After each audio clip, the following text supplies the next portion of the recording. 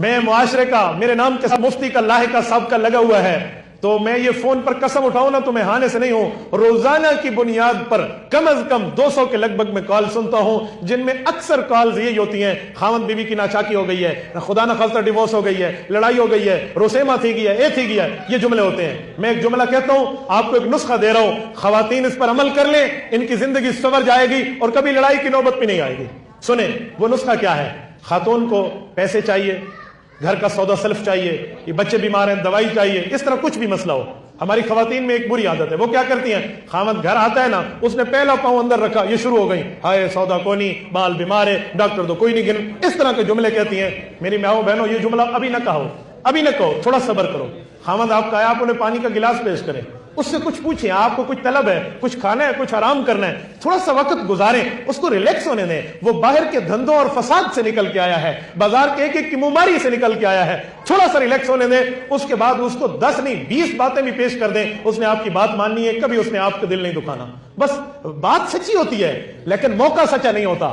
بات سچی اکثر طور پہ، میں اپنی بہنوں کو کلیم نہیں کر رہا کہ ان کی وجہ سے لڑائی ہوتی ہے، نہیں، وہ ٹھیک ہوتی ہیں لیکن بعض اوقات وقت ٹھیک نہیں ہوتا۔ دیکھو صبح کی نماز صبح کے وقت فرض ہے، دن 11 بجے فرض نہیں ہے، کیوں؟ نماز بھی وقت پر ہے تو حق بات کہنے کا بھی وقت ہے، حق بات۔ اور اس طرح خامند بیٹھے ہیں، میں خامندوں کو بھی ایک جملہ کہتا ہوں، اے نہ سمجھو بینا کو آسان بھی تو سا ٹھیک ہی ہے، ان کے لیے بھی ایک جملہ ہے۔ وہ کیا ہے کہ جب آپ کی گھر والی غصے میں ہو تو اس کے وقت آپ ہی اپنے آپ کو تھوڑا سا نارمل کر لیں، تھوڑا 2 باتیں سن لیں، کچھ نہیں ہوتا۔ وہ آپ کے گھر کی دھوبی ہے، آپ کے کپڑے دھوتی ہے، وہ آپ کے گھر کا کچن سنبھالتی ہے، آپ کے گھر کا باورچی ہے، وہ آپ کے گھر کی صفائی کرتی ہے، 2 باتیں سن لیں۔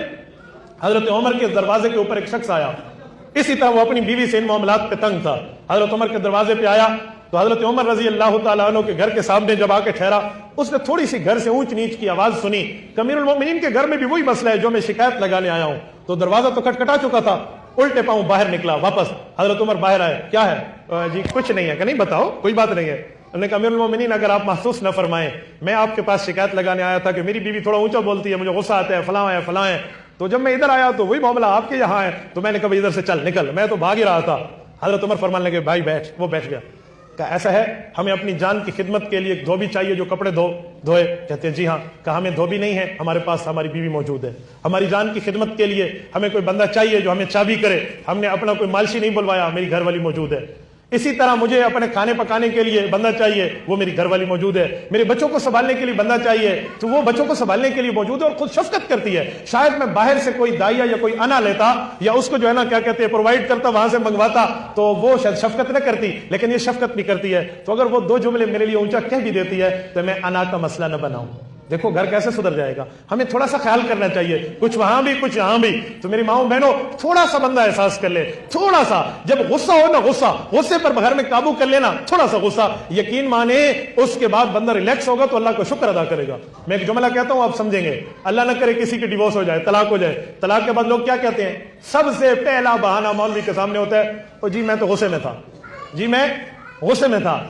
یہ اور بات ہے کہ غصے میں طلاق ہو جاتی ہے، لیکن یہاں میں جملہ کہتا ہوں، جب غصے میں تھے نا تو غصہ نہ کرو نا، تو سیٹ ہو جائے گا معاملہ۔ تو آپ مان رہے ہیں نا دوسرے لفظوں میں کہ غصے میں مجھے یہ بات نہیں کرنی چاہیے تھی، تو غصہ تھوڑا سا ٹھنڈا کر دو۔ اگر آپ غصہ تھوڑا سا ٹھنڈا کریں گے، اللہ کے رسول کی طرف سے آپ کو ایک سرٹیفکیٹ ملے گی۔ وہ کیا ہے؟ حضور فرماتے ہیں لیس الشدید بالسرعۃ انما الشدید الذی یملک نفسہ عند الغضب۔ صحابہ سے پوچھا آپ کو پتہ ہے پہلوان کون ہے؟ صحابہ نے عرض کیا یا رسول اللہ جو دوسرے کو اٹھا کے پھینک دے۔ حضور نے فرمایا یہ تمہارا پہلوان ہے، مجھ سے پوچھو تو پہلوان اور ہے۔ صحابہ نے عرض کیا آپ ارشاد فرمائیں کون سا ہے؟ حضور نے فرمایا جو غصے میں قابو پا لیتے، میرے نزدیک وہی پہلوان ہے۔